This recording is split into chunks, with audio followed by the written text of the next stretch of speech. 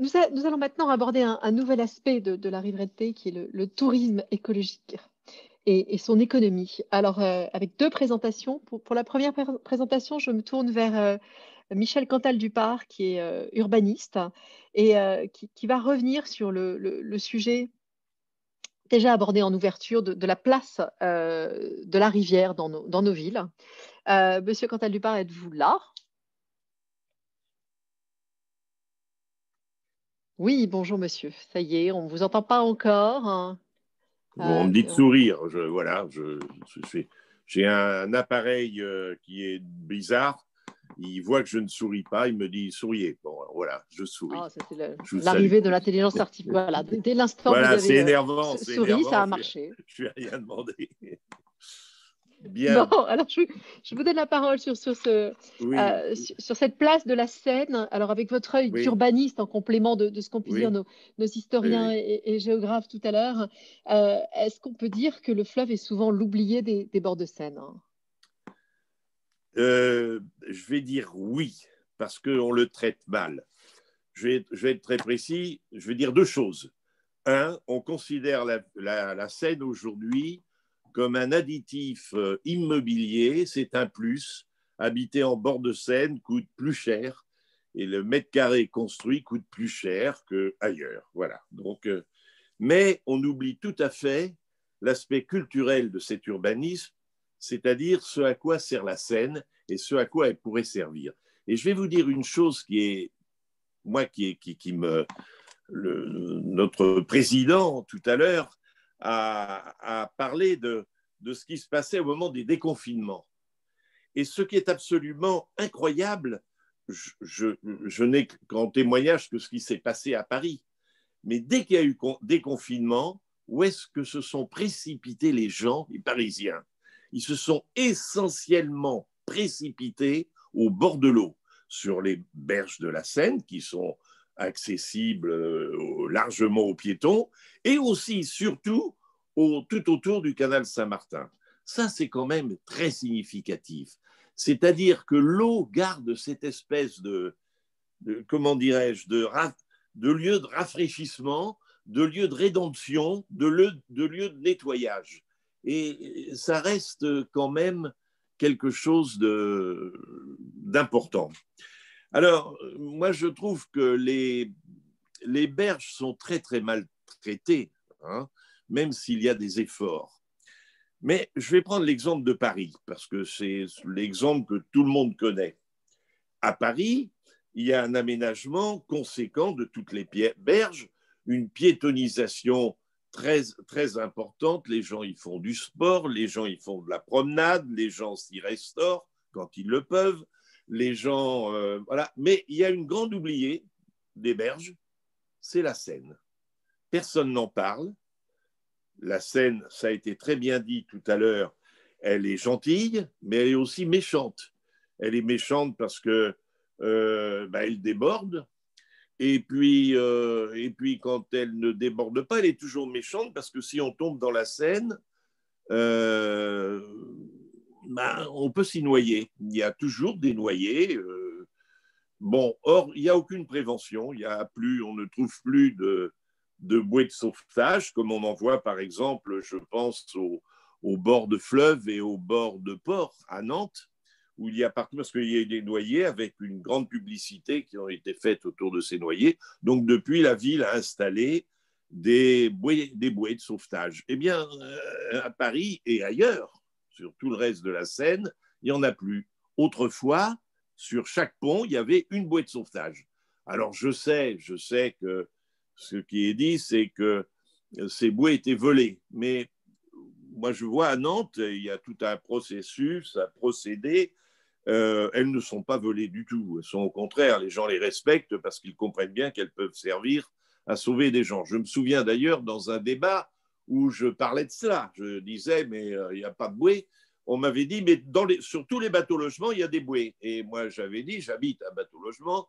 Et je m'étais permis de dire, mais je ne suis pas pompier, puis je ne suis pas là en permanence. Donc, il doit y avoir, il y a des défibrillateurs partout, il y a des Vélib, il pourrait bien y avoir des bouées. Voilà, c'est une première chose. La deuxième chose, on ne sait pas aller au fleuve, on ne sait plus aller au fleuve. On a parlé tout à l'heure du fleuve qu'on pouvait traverser à gué, on a parlé de plein de choses, on a parlé de baignade, d'eau saine. Eh bien, il n'y a pas très longtemps encore, même juste après la Seconde Guerre mondiale, on pouvait aller encore se baigner dans la Marne, se baigner dans l'Oise et se baigner dans la Seine. C'est plus possible. Non seulement c'est plus possible, mais si jamais il vous prend l'idée, la mauvaise idée de le faire, vous serez attendu par la police et vous aurez une amende. Donc, alors, je sais bien qu'il y a un objectif qui dit que dans quelques années, pour les Jeux Olympiques, il y aura fatalement des baigneurs, puisque des gens se baigneront dans la Seine, renouvelant d'ailleurs avec les épreuves qui avaient eu lieu à Courbevoie en 1924, puisque le crawl a été découvert sur la Seine, dans les épreuves olympiques.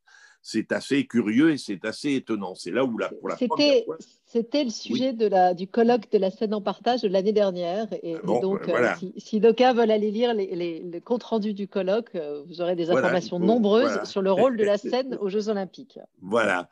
Donc, ça a été quelque chose d'important et ça, il faut le retrouver. Je voudrais rappeler, Antoine Grimbach a parlé des ponts, mais il y avait d'attaché à tous les ponts de Paris et ailleurs un escalier qui permettait, à partir du pont, de descendre sur la berge. Si vous regardez bien à Paris, il y a encore des tas de ponts, comme le pont Alexandre III, pour prendre un exemple avec ces escaliers majestueux. Mais si vous regardez d'autres ponts, vous verrez que les ponts, on voit encore que les traces des escaliers, mais ces escaliers ont disparu. Or, quel complément formidable serait, dans des berges aménagées, cette poursuite de ces promenades qui permettraient de remonter à la ville à chaque pont et ne pas attendre les rampes qui sont un peu trop distendues. Voilà un certain nombre de petits exemples tout bêtes. Et puis, je voudrais dire quand même quelque chose pour lequel je me bats depuis très longtemps, depuis 1988. Ça fait du temps et beaucoup de choses. Il devrait y avoir un transport fluvial, mais public, à partir de 8 heures du matin sur la Seine et qui joigne la banlieue à la Seine. Vous allez me dire, mais il y a les écluses. Eh bien, les écluses, on peut trouver des systèmes pour les passer et ne pas faire franchir à des bateaux de transport ces mêmes écluses. Il peut y avoir des pistes cyclables, il peut y avoir des chemins piétonniers qui permettent, comme ailleurs dans Paris, pour rejoindre 2 tramways, par exemple. Mais donc, ça, c'est quelque chose qui est très important. C'est en profitant de l'interdiction du centre de Paris en 1989 que j'avais proposé, que ça a été fait, que l'on crée un système de bateaux qui a resservi dans des moments de grève après, et qui a été la création de bateaux-bus. Donc, mais bateau-bus, j'étais en bisbille avec le directeur du port autonome de l'époque, et lui pensait que ça ne pouvait être réservé qu'au tourisme. Et vous pouvez remarquer qu'aujourd'hui, les haltes de bateau-bus sont attachées au musée et à des lieux touristiques, mais pas du tout à un transport, puisque si vous allez à Notre-Dame, vous avez Notre-Dame aller, mais vous n'avez pas Notre-Dame retour. Voilà, vous êtes obligé d'aller, c'est un circuit un peu malin pour tourisme, qui est plus ouvert sur la ville que ne le sont les bateaux-bouches, pour prendre un exemple. On va parler tourisme dans quelques instants. Peut-être en conclusion, je voulais vous demander quelles seraient vos pistes, alors assez rapidement, quelles seraient vos pistes aujourd'hui pour reconstruire une relation forte avec le fleuve, si vous aviez 2-3 suggestions à faire à nos élus. D'abord que les gens apprennent à regarder le fleuve, et sur toutes les plages de France, maintenant, on vous donne le coefficient de pollution, ou tout au moins là, ce qu'est l'eau, si l'eau est impeccable, si elle est bonne, eh bien, on pourrait avoir partout des informations qui disent ce qu'est le caractère de la Seine et ce qu'il est, son niveau. Les prévisions des crues, par exemple, on peut dire, ben voilà, c'est à tel moment. On peut aussi raconter les poissons. Vous savez, Je vais vous donner un exemple. Des tas d'endroits, et d'ailleurs à Mency, près de Mency, là, on avait fait, dans un château, on avait fait une maison de l'environnement, une maison de l'eau. Ça ne marche jamais. La seule maison de l'eau qui soit acceptable, c'est celle qui longe par la berge les bords du fleuve, celle qui va permettre aux gens de regarder l'eau, justement.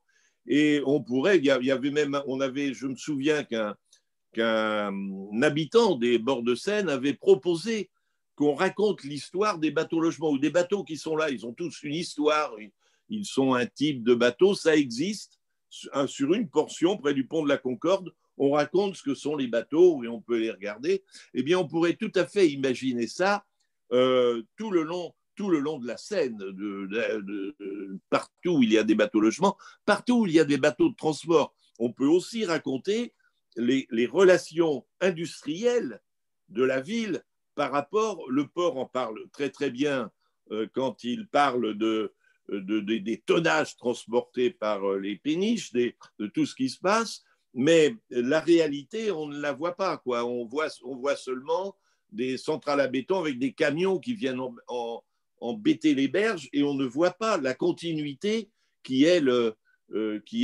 comment dirais-je, le transport fluvial qui alimente justement ces centrales à béton. Il y a eu une très belle opération. Moi, je me souviens, les Chinois m'avaient demandé de leur parler de Paris et de leur montrer quelque chose de très complexe, enfin, qui montre ce qu'était l'urbanisme de Paris. Alors, j'avais emmené tout le monde, enfin, ces cinéastes. Je les avais amenés au parc de Bercy. Je montrais comment il y avait la cinémathèque, des habitats, toute l'histoire de ce lieu, la Seine qui était là et comment la Seine participait de tout ça. Et puis tout d'un coup, une chance inouïe, passe la péniche de Franprix avec ses containers qui allaient livrer. Et je disais, ben voilà. Et c'était la continuité vivante de ce que la ville urbaine pouvait faire de culturel dans ce qu'est Paris. Alors, je suis navré d'avoir parlé beaucoup que de Paris, mais comment ne pas mieux traiter les relations des berges de Paris avec les berges d'Issy-les-Moulineaux, des berges de Paris avec Ivry, et avec Charenton? Comment ne pas faire qu'il y ait une continuité qui aille très très largement sur l'Île-de-France et bien au-delà, vers d'autres régions, comme l'a tout à fait dit Antoine Grabach tout à l'heure. Écoutez, merci beaucoup, monsieur. C'était clair, parisien mais clair, et je pense que beaucoup d'autres communes pourront s'en inspirer. Et nous allons maintenant reparler du tourisme avec Frédéric Leroux, délégué général de Paris Seine-Normandie. Bonjour Frédéric. Bonjour. Alors, vous allez nous parler du tourisme réinventé. En effet, vous êtes délégué général de l'association Paris Seine-Normandie. On va peut-être revenir, ça a été évoqué plusieurs fois, revenir pour commencer sur l'évidente valeur touristique de la Seine. Entre l'Île-de-France et la Normandie, le territoire de l'axe Seine, c'est aussi le territoire de couverture de la délégation interministérielle de la vallée de Seine, du préfet Philizot, qui va certainement nous en parler dans son intervention en conclusion. L'économie du tourisme, c'est 10% de l'activité économique globale. Ça représente plus de 400 000 emplois, presque 450 000, et ça pèse 15 milliards d'euros de revenus annuels. C'est une activité fondamentale. C'est une des filières d'excellence du territoire constitué par une bonne partie de l'Île-de-France et par une bonne partie de la Normandie. Et c'est considéré donc comme une des filières d'excellence de tout le travail qui a été lancé vraiment à partir de 2010 par les chambres de commerce d'Île-de-France et de Normandie. Alors, quand on parle de tourisme entre Île-de-France et Normandie, évidemment la Seine, comme trait d'union entre les deux régions, dans tous les domaines d'activité, et en particulier économique, mais évidemment aussi dans le domaine du tourisme. La Seine, dans le domaine du tourisme, c'est, par exemple, la Seine des impressionnistes, avec un contrat de destination nationale qui est partagé entre les deux régions depuis 2012. C'est la Seine des croisières. Alors, à l'embouchure, les croisières maritimes, 3 ports d'escale, Le Havre, Honfleur, Rouen, c'est plus de 250 escales par an, c'est 500 000 croisiéristes Dans une année normale, je vais y revenir évidemment dans quelques instants, pour parler d'une année complètement anormale en termes de chiffres et de revenus touristiques. Mais 500 000 croisiéristes avec une très belle croissance, le port du Havre notamment. Ce sont les croisières fluviales.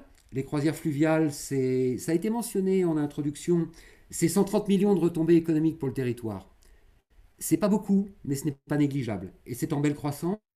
C'est 20 paquebots fluviaux qui emmènent 100 000, pratiquement 100 000 croisiéristes pendant la saison, tous les ans, là aussi dans une année convenable, une année 2018 ou une année 2019, à travers 25 escales de Paris jusqu'au Havre et à Honfleur ou dans l'autre sens. Ce sont les bateaux promenades sur la Seine. On le sait, on les voit tous les jours et en même temps on l'oublie. Paris, c'est le premier port intérieur touristique du monde. C'est 8 millions de passagers. Il y a un touriste sur 4 qui prend un bateau promenade, dans le lief de Paris, et c'est le quatrième monument le plus visité de Paris. Et Alors, puis, Frédéric, justement, il y a pas mal de réactions dans le public et c'était ma question. Tout ça, ça a été arrêté par la crise du coronavirus en mars dernier. Alors, un mot peut-être sur l'impact que ça a pu avoir sur ce tourisme et est-ce que ça ne pose pas des questions fondamentales sur le redémarrage? alors, quelques chiffres ou quelques données sur une année imprévisible et une année, soyons clairs, catastrophique. Catastrophique pour toute l'activité touristique, pas seulement en Île-de-France et en Normandie, partout dans le Bien monde, sûr. on va le dire. Quelques chiffres comme ça, au passage, pour vous donner on va dire l'ampleur des dégâts. Le trafic aérien. Paris Aéroport est un des plus grands aéroports du monde. C'est une porte ouverte au tourisme mondial. Le trafic aérien 2019, 100 millions de passagers. On sera très certainement à moins de 50 millions de passagers en 2020. Les nuitées touristiques, qui représentent un revenu important pour Paris, l'Île-de-France et aussi pour la Normandie, c'est 2 tiers de nuitées touristiques en moins. Le tourisme d'affaires, revenu très important, notamment pour Paris et pour l'Île-de-France. 500 salons et 250 congrès ont été annulés cette année. Le tourisme sportif, on en parlera parce qu'on va forcément faire une incise sur les Jeux Olympiques 2024. C'est 300 millions de pertes de revenus cette année en 2020 avec l'annulation de tous les événements sportifs. Les croisières maritimes, je les ai mentionnées tout à l'heure en disant que le Havre était un port en belle croissance en matière de croisières maritimes. Les croisières maritimes, c'est quasiment 0 escale pour la saison. Je crois Bien qu'il y a sûr. eu deux escales paquebots au Havre pendant la saison. Les bateaux mouches, les bateaux parisiens, hein, deux des grandes compagnies de bateaux promenade à Paris, annoncent 90% de réduction de leur chiffre d'affaires cette année. Donc la crise est majeure. Et l'industrie touristique a été la première touchée, ou quasiment la première touchée, dès que les voyages et les déplacements internationaux ont été rendus quasiment impossibles à partir du premier trimestre de l'année 2020, et sera sans doute la dernière à retrouver un niveau d'activité normal. Si on se projette un peu dans le temps, on pose la question à Paris Aéroport, donc ADP, et on pose la question à Air France KLM, le retour à une activité normale, si tant est qu'on retrouve une activité comme en 2018 ou en 2019, ce ne sera probablement pas avant 2024. Donc l'année justement Euh, des JO. très concrètement, Frédéric, par rapport enfin, face à cette crise majeure que vous décrivez, concrètement, qu'est-ce qu'on peut faire? Quelles sont les réactions que peuvent avoir, alors si on resitue sur les bords de Seine, que peuvent faire les hôteliers, les communes qui sont situées sur nos rivières pour essayer de limiter la casse concrètement? Alors, déjà à court terme, bien évidemment, le secteur touristique, même s'il n'a pas été le mieux loti, le mieux servi au démarrage des programmes d'accompagnement nationaux, puis régionaux et souvent abondés par les collectivités territoriales, évidemment, tout le dispositif est en place aujourd'hui et il est relayé par beaucoup d'acteurs et aussi par les chambres de commerce euh, pour faire en sorte que les entreprises arrivent à survivre ou que la casse, que les catastrophes individuelles soient le moins douloureuses possible. Aropa, et en particulier Aropa Port de Paris, a pris largement la mesure aussi de l'effet de levier qu'il pouvait avoir auprès de ses ressortissants au sens large, organisateurs de Bien sûr. croisières, hôteliers, restaurateurs, guinguettes, etc., pour mettre en place des dispositifs, on va dire, qui permettent d'atténuer et d'amoindrir les chocs. Là, on est vraiment dans le court terme et jusqu'à, on va dire, au début d'une reprise de saison touristique de 2021. Ce qu'on voit aussi, c'est que les opérateurs eux-mêmes ont pu, même pendant un temps assez bref, qui était le temps de l'embellie de l'été, se réajuster et prendre en considération un tourisme qu'on a tous vu plus local, plus régional, Bien plus de sûr. proximité, sauf peut-être malheureusement en Île-de-France, puisque les Franciliens, ça a été évoqué tout à l'heure par Michel Cantal-Dupart, mais ils sont allés au bord de l'eau, ils sont allés au bord de la mer, beaucoup, hein. Donc un tourisme local à reprendre en considération, qui ne sera jamais le tourisme de masse qu'on a vu prospérer sur ces 15-20 dernières années, très probablement pas, mais un tourisme plus durable, plus qualitatif et plus à l'écoute de son territoire. Donc on voit tout simplement, prenons Croisière Europe, qui est un des organisateurs de croisières fluviales, l'organisateur NAL, on va dire, met en place un dispositif de je réserve et je ne paierai qu'au dernier moment. C'est tout bête, mais ça permet d'avancer sur ses prochaines vacances, sur sa prochaine croisière, sans avoir à débourser des sommes qu'on ne sera jamais sûr de pouvoir récupérer par ailleurs. Les bateaux parisiens ont mis en place tout un programme pour faire venir les familles à bord. On n'a plus de touristes internationaux, il faut que ce soit les familles de Parisiens, de Franciliens et d'autres régions ou d'un tourisme européen qui a pu se déplacer un peu pour venir en famille à bord et ne pas faire payer les enfants, par exemple. Donc là, on est vraiment dans l'ajustement immédiat, mais c'est bien Bien sûr. bien entendu, que les opérateurs eux-mêmes sachent se réinventer. On le voit aussi avec l'arrivée de bateaux plus petits. Tout simplement, distanciation, mesures sanitaires, et au lieu de faire embarquer plusieurs centaines de touristes sur un seul bateau, on va faire venir des bateaux de jauge inférieure et faire en sorte que ce soit plus facile à organiser, et puis peut-être une expérience un peu différente, qui corresponde plus aux attentes d'une, on va dire, de tendance plus lourde. Cette crise est un révélateur de tendance, très clairement. Si il n'y a pas un retour à un tourisme international du niveau des années 2010 tel qu'on l'a connu, et si on doit se réorienter vers une clientèle plus locale, il faut tenir compte de toute l'évolution vers un tourisme durable. Mes collègues de Normandie Tourisme ont établi une sorte de vadémécum très récemment, là, courant novembre, pour dire euh, notre ambition, c'est de développer un tourisme plus local et de proximité, tourné vers la nature, qui tient compte de l'itinérance, qui est plus durable, plus responsable, qui favorise l'expérience, qui s'appuie sur le numérique et qui soit solidaire et familial.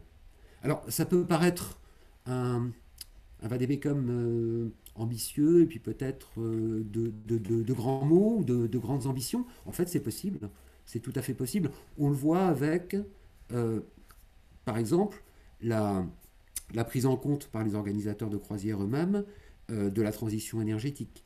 Il y a un programme qui a été mis en place par Voies navigables de France il y a quelques années, qui s'appelle le PAMI, qui permet, sous certaines conditions, d'accélérer la transition vers des moteurs et des propulsions beaucoup plus respectueuses de l'environnement. Gardons en tête que le tourisme à l'échelle mondiale, c'est 8% des émissions de gaz à effet de serre. Donc là, on a déjà des progrès qui sont faits. Le schéma d'organisation de la croisière, le schéma directeur de la croisière sur la Seine aval, de Paris jusqu'au Havre et à Honfleur, prévoit progressivement la mise en place de bornes électriques pour permettre de couper les gaz quand on est en escale, et là aussi de tenir compte de la nécessité on va dire d'un meilleur environnement, à la fois sur l'ensemble de la Seine et très clairement escale par escale. Merci beaucoup Frédéric. Vous venez de répondre d'ailleurs aux questions qui étaient posées sur le commentaire. Je ne sais pas si vous les avez vues. Je voudrais peut-être en conclusion un tout dernier mot. C'est la petite question que j'ai posée à beaucoup des intervenants. Si vous aviez un message pour les communes, hein, qu'est-ce que vous leur diriez? Juste rapidement, parce qu'on est déjà en train de se décaler un petit peu. Si on prend la scène à vélo qui vient d'être inaugurée, alors évidemment forcément dans le plus mauvais des contextes touristiques cette année, traverse 130 communes de Paris jusqu'au Havre et à Honfleur. Euh, c'est un territoire en continuité et c'est un des exemples, la scène à vélo, mais également le schéma directeur de la croisière fluviale que j'ai cité, qui met en perspective le travail commun de 25 escales locales qui servent les mêmes clients et les mêmes opérateurs économiques. Donc, trouvons les bons sujets pour travailler ensemble. Euh, il y en a quelques-uns qui se présentent dans le calendrier. Il y a évidemment les Jeux Olympiques, parce qu'il y aura des retombées sur une bonne partie de l'ensemble du territoire, et pas seulement en Ile-de-France, y compris dans les régions limitrophes et en particulier en Normandie. Rouen voudrait porter une candidature Vallée de Seine, capitale européenne de la culture en 2028. Ça peut être un sujet de travail commun. Encore plus proche dans le calendrier, Voies navigables de France va organiser les prochaines rencontres nationales du tourisme fluvial en 2022, en début 2022. Nous avions travaillé à plusieurs acteurs, et notamment les départements de l'Axe Seine, à une candidature commune pour accueillir ces rencontres du tourisme fluvial sur l'ensemble de la vallée de Seine en multisite. Il y a beaucoup de sujets sur lesquels nous pouvons tous travailler ensemble. Je crois que c'est mon message le plus simple.